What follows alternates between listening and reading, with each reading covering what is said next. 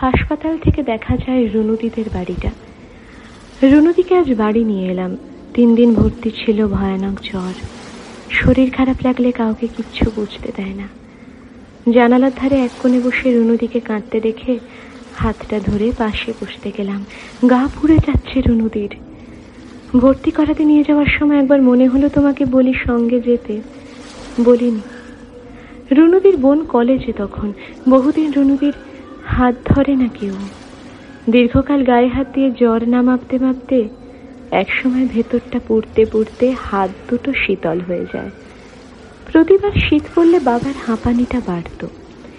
দীর্ঘশ্বাসের শব্দ পেলাম কানের কাছে। কখন পাশে এসে বসেছ খেয়াল করিনি। সারা রাত রুনুদির জ্বর নামেনি। ওর বোন ওষুধ খাওয়াতে ভুল করেছে। তোমায় এতবার করে বলে দিলাম ওষুধের নামটা, ভুল করলে। রুনুদিদের বাড়িতে থেকে গেলাম রাতটা।